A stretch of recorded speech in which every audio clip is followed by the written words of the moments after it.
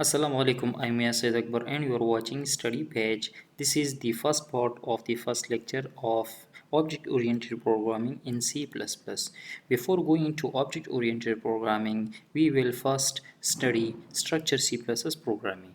In this first part of this lecture, I am going to discuss about the historic background of the computer languages. The first language that the computer used was the machine language. Machine language is the only language that the computer directly understand. इसका मतलब ये है कि computer का अपना native language जो है वो मशीन लैंग्वेज है। आपको पता है कि हार्डवेयर जो है वो हमारे पास काम करता है ऑन करंट या इलेक्ट्रिसिटी। तो किसी सर्किट में करंट एब्सेंट होगा या प्रेजेंट होगा, किसी जगह में हम वैल्यूज़ इसी तरह रिप्रेजेंट करेंगे बाइनरी 1 0 से।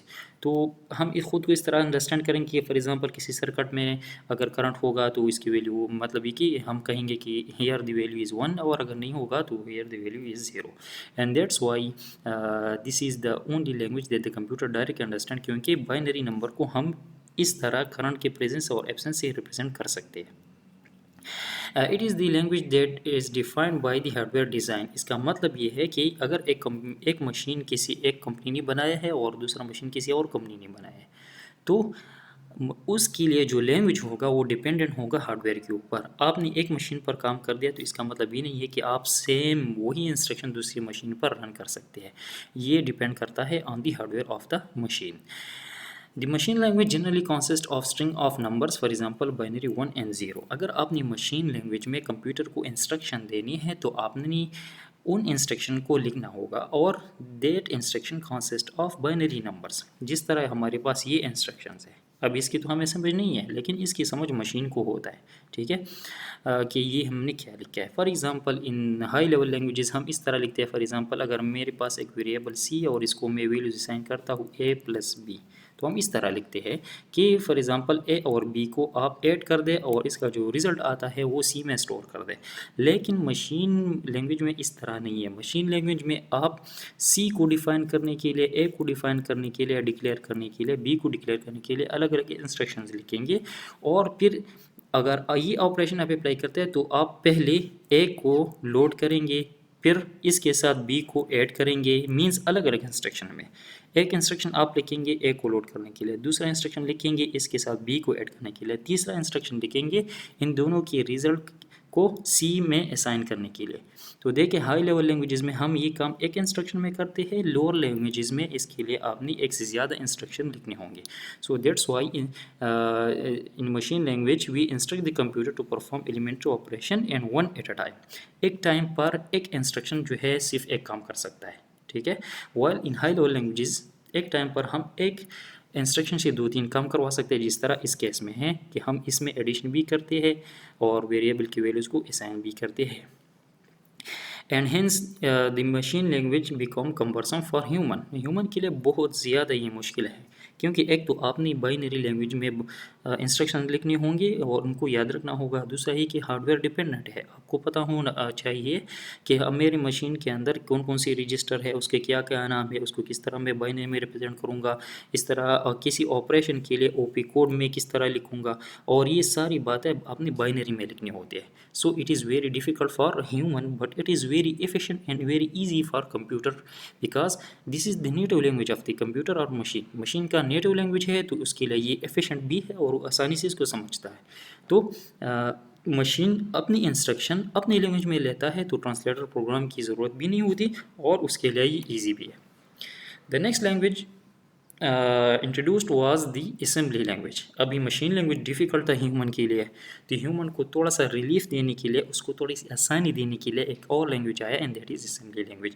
असेंबली लैंग्वेज में क्या था कि इंग्लिश लाइक एब्रीविएशन इसमें यूज़ होते हैं, ठीक है। For example English like abbreviation representing elementary computer operation. For example अगर हम किसी वेरिएबल को लोड करते हैं तो इसके लिए हमारे पास सीधे के लोड ऑपरेशन यूज़ होते हैं। अगर हम for example c assign a plus b इस इंस्ट्रक्शन को मशीन असेंबली लैंग्वेज में अगर हम रिप्रेजेंट करना चाहें तो देखिए यहाँ पर हम हाई लेवल लैंग्वेजेस में एडिशन ऑपरेशन को थ्रू प्लस रिप्रेजेंट करते हैं, लेकिन असेंबली लैंग्वेज में आपने इसके लिए ऐड का जो कीवर्ड है ये यूज़ करना होगा। ठीक है, तो ठीक है, असेंबली लैंग्वेज में ह्यूमन को थोड़ा सा रिलीफ दिया गया और मशीन वो जो बाइनरी स्ट्रिंग्स थी उससे ह्यूमन की जान छूट गई, लेकिन फिर भी यहाँ पर हमने कुछ वर्ड्स जो है अपने साथ याद रखने हैं। ठीक है, so it was clearer to human as compare to machine language, but at the same time it became comprehensible to computer because the computer only understand the machine language। और ये तो अभी मशीन लैंग्वेज नहीं है, इसमें तो English like abbreviations आ गई। ठीक है, तो मशीन किस तरह इसको अंडरस्टैंड करेगा? So for understanding translator programs are use. ठीक है, कि हम असेंबली लैंग्वेज में इंस्ट्रक्शन लिखेंगे और फिर वो इंस्ट्रक्शन मशीन लैंग्वेज में कन्वर्ट हो जाएंगे। ठीक है, कौन कन्वर्ट करेगा? सो यहाँ पर एक और प्रोग्राम हमारे पास यूज़ होगा and that is translator programmes which is called assembler. Assembler क्या करेगा? हमारी इस किस्म के इंग्लिश लाइक इंस्ट्रक्शंस लेगा और उसको मशीन लैंग्वेज में मींस बाइनरी लैंग्वेज में कन्वर्ट करेगा, तब कंप्यूटर उसको कंपाइल कर रन कर सकता है, एग्जीक्यूट कर सकता है और हमें रिजल्ट दे सकता है। So this was assembly language. इसके बाद हाई लेवल लैंग्वेजेस आ गई।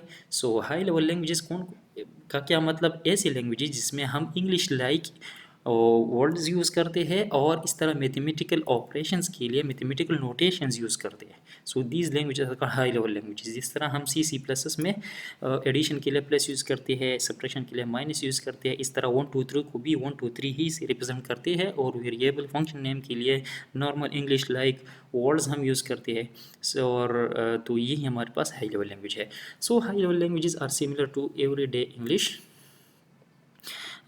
Use common mathematical notation. ठीक है, single statement accomplish substantial task. जिस तरह हमने कहा था कि मशीन लैंग्वेज में एक इंस्ट्रक्शन में आप मल्टीपल काम नहीं कर सकते, आपने हर एक ऑपरेशन के लिए अलग अलग इंस्ट्रक्शन लिखने होंगे। तो यहाँ पर उसका उलट है, आप एक ही इंस्ट्रक्शन के अंदर 2 3 काम कर सकते हैं। फॉर एग्जांपल यहाँ पर देखें, ग्रॉस पे, असाइन, बेसिक पे प्लस ओवर टाइम। मीन्स हम यहाँ क्या कर रहे हैं? बेसिक पे और ओवर टाइम को लोड कर रहे हैं, उनको ऐड कर रहे हैं और इसका जो रिज़ल्ट आएगा वो हम ग्रास पे में असाइन कर रहे हैं एट द सेम टाइम एक इंस्ट्रक्शन के अंदर।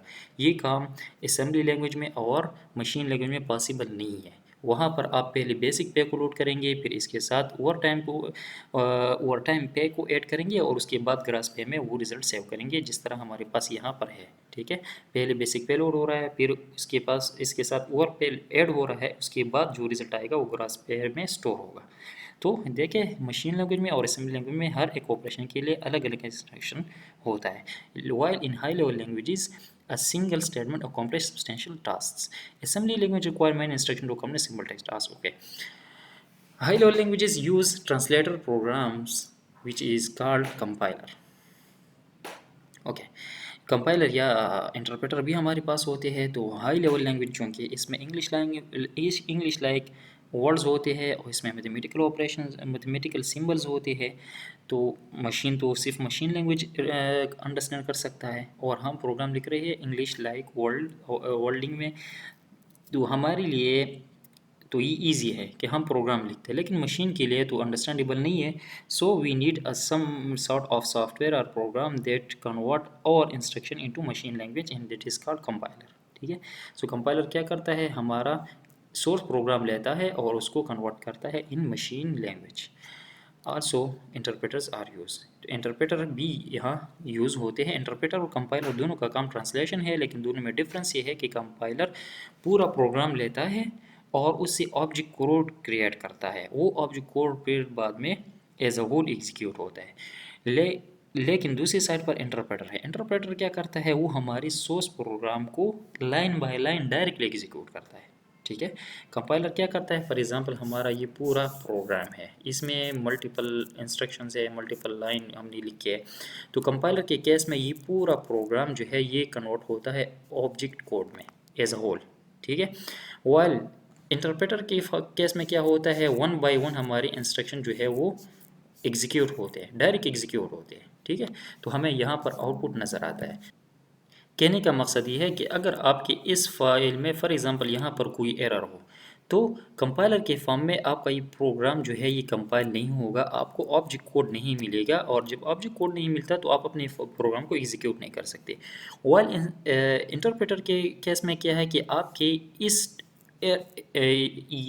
एरर वाले स्टेटमेंट से पहले जितनी भी स्टेटमेंट्स है वो सारे एग्जीक्यूट हो जाएंगे, आपको आउटपुट आएगा।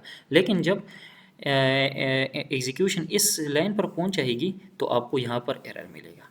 तो दोनों में यही डिफरेंस है कि एक जो है पूरा प्रोग्राम लेता है उसको ऑब्जेक्ट कोड में कन्वर्ट करता है, दूसरा इंस्ट्रक्शन बाय इंस्ट्रक्शन या लाइन बाय लाइन जो है आपके प्रोग्राम को डायरेक्टली एग्जीक्यूट करता है। Now, structure programming. So, what means by structure program? It is a disciplined approach to writing programs. Program लिखने के लिए ये एक disciplined approach है. Discipline means कि पहले से हमें different structure समझाए गए हैं कि for example अगर आपने कहीं पर condition check करना हो तो if else का यही structure है, आपने इसी तरह लिखना होगा। अगर आपने किसी इंस्ट्रक्शन को रिपीट करना है तो आपने इस किस्म के इंस्ट्रक्शन लिखने होंगे, while, for and so on. तो हर एक का अपना एक प्रॉपर स्ट्रक्चर है, हर एक या इसी तरह फंक्शन है तो फंक्शन का अपने प्रॉपर स्ट्रक्चर है। तो एक ऐसे प्रोग्रामिंग लैंग्वेज जिसमें ये स्ट्रक्चर पहले से डिफाइन है, these are called structure programming. For example C++ हमारे पास स्ट्रक्चर प्रोग्रामिंग है, इसमें एफ एल्स का अपना स्ट्रक्चर है, फायर का, वाइल का, ठीक है, और इसी तरह फंक्शंस है, इसमें सब रूटीन्स है, इसी तरह इसमें हमारे पास स्ट्रक्चर्स है। So this programming language is called structure programming. So structure programming make the programs clear, easy to test and debug and easy to modify. Extensively use of structure control flow consist of selection, ठीक है। देखिए हर एक programme में हम selection structure जो है बहुत ज़्यादा यूज़ करते हैं, मीन्स इफ एल्स, ठीक है, और रिपीटिशन इसमें होते हैं और इसमें फंक्शंस होते हैं। The first structure programming language was Pascal. Nicholas Wirth ने इसको इन्वेंट किया था, और ये 1971 में उसने स्ट्रक्चर प्रोग्रामिंग को इंट्रोड्यूस किया था। द सेकंड वन वाज एडा प्रोग्रामिंग लैंग्वेज, और ये यूएस डिपार्टमेंट ऑफ डिफेंस इन्होंने इसको इंट्रोड्यूस किया था। It supported multitasking. Multitasking mean ऐसा प्रोग्राम जो कि एक टाइम पर मल्टीपल एक्टिविटीज़ पैरेलल में रन करता है, या एक ऐसा प्रोग्राम जिसके मल्टीपल पार्ट्स पैरेलल में रन होते हैं, इट इज़ कॉल्ड मल्टीटास्किंग। उसके बाद ऑब्जेक्ट ओरिएंटेड प्रोग्रामिंग की तरफ आते हैं। तो ऑब्जेक्ट ओरिएंटेड प्रोग्रामिंग मीन्स कि एक ऐसा प्रोग्रामिंग पैराडाइम जिसमें ऑब्जेक्ट्स होते हैं। What means by objects? Objects are reusable software components that model real world items. क्या मतलब? कंसीडर करें कि हमारे पास डेटा है, उसका रिकॉर्ड हम अपने प्रोग्राम के अंदर सेव करना चाहते हैं, फॉर एग्जांपल इन वेरिएबल्स, और उस पर कुछ ऑपरेशन अप्लाई करना चाहते हैं। आप कंसीडर कर लें कि हमारे पास डेटा जो है वो है फॉर एग्जांपल अमाउंट है, ठीक है। अमाउंट इसलिए लेता हूँ ताकि आसानी से समझ आए। फॉर एग्जांपल हमारे पास अमाउंट का डेटा है, तो हमें पता है कि अमाउंट को हम आसानी से रिप्रेजेंट कर सकते हैं यूजिंग इंटीजर डेटा या यूजिंग फ्लोट डेटा, ठीक है।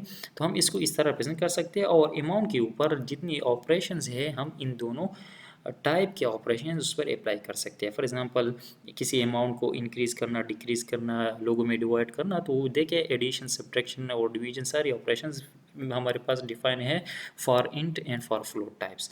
लेकिन अगर फॉर एग्जांपल हम अभी फॉर एग्जांपल हमारे पास ऐसा डेटा है जिसको हम न सिर्फ इंट या फ्लोट से रिप्रेजेंट नहीं कर सकते, और ना उसके लिए जो ऑपरेशन रिक्वायर्ड है वो इंट या फ्लोट के लिए डिफाइन हो। फॉर एग्जांपल हमारे पास कॉम्प्लेक्स डेटा है जिसको हम रिप्रेजेंट कर सकते हैं using x plus iota y. और अगर मैं कहता हूँ कि फॉर एग्जांपल मेरे पास डेटा है जो कि वो मैं रिप्रेजेंट कर सकता हूँ ओनली विथ कॉम्प्लेक्स नंबर्स, ठीक है, और उसके लिए ऑपरेशन भी हमने इसको ऐड करना है, सब्ट्रैक्ट करना है, तो हम इसको किस तरह रिप्रेजेंट करेंगे, ठीक है। So for this we will move toward the object oriented programming. Mean now we need something that must be user defined. User अपने लिए इसको डिफाइन करेगा और इसके ऑपरेशंस को भी डिफाइन करेगा। So objects are meaningful software units, for example date objects. क्या मतलब डेट ऑब्जेक्ट? डेट ऑब्जेक्ट का मतलब ये है कि एक ऑब्जेक्ट होगा, एक वेरिएबल होगा ऑफ टाइप डेट, जिसमें आप डेट, किसी डेट को सेव कर सकते हैं, किसी दो डेट्स को ऐड कर सकते हैं, किसी एक डेट में से किसी डेट्स को सब्ट्रैक्ट कर सकते हैं और उसके साथ ये और डेट्स ऐड कर सकते हैं। तो नॉर्मल प्रोग्रामिंग में हम इस तरह ये डायरेक्ट नहीं कर सकते, ठीक है। लेकिन हम क्या करेंगे, इसके लिए क्लास डिफाइन करेंगे और उन क्लास के उन ऑब्जेक्ट्स के ऊपर फिर ये ऑपरेशन हम अप्लाई कर सकते हैं। इसी तरह time object, pay check object, invoice object, audio and video object, and so on. Objects are more understandable, better organized and easier to maintain than procedural programming, क्योंकि ऑब्जेक्ट्स में आपके साथ हर एक क्लास के ऑपरेशंस और डेटा अलग अलग होता है। फॉर एग्जांपल, अगर हम यूनिवर्सिटी की बात कर लें तो यूनिवर्सिटी में टीचर और स्टूडेंट्स होते हैं। तो अगर टीचर और स्टूडेंट का डेटा हम सेव करना चाहे और हम चाहे कि टीचर की जो ऑपरेशन है उनको कोर्स असाइन करना, उनको सैलरी, फॉर एग्जांपल उनकी सैलरी कैलकुलेट करना, ये स्टूडेंट के साथ मिक्स ना हो, तो हम क्या करेंगे, टीचर के लिए अलग क्लास डिफाइन करेंगे, स्टूडेंट के लिए अलग क्लास डिफाइन करेंगे। टीचर रिलेटेड डेटा जो है टीचर की क्लास में होगा, स्टूडेंट रिलेटेड डेटा स्टूडेंट की क्लास में होगा। टीचर के ऊपर जो ऑपरेशन अप्लाई होते हैं वो टीचर की क्लास के अंदर ही हम डिफाइन करेंगे, स्टूडेंट के ऑपरेशन स्टूडेंट क्लास के अंदर डिफाइन करेंगे। फिर जब हम वेरिएबल लेंगे of that class, so these variables are called objects. तो टीचर ऑब्जेक्ट्स के ऊपर वही ऑपरेशन अप्लाई होंगे जो कि टीचर के लिए हमने डिफाइन की है, और इसी तरह स्टूडेंट ऑब्जेक्ट के लिए वही ऑपरेशन होंगे जो कि स्टूडेंट के लिए हमने डिफाइन किए। So this was a brief history of programming languages. Thank you so much for watching and subscribe our channel. अल्लाह हाफिज़।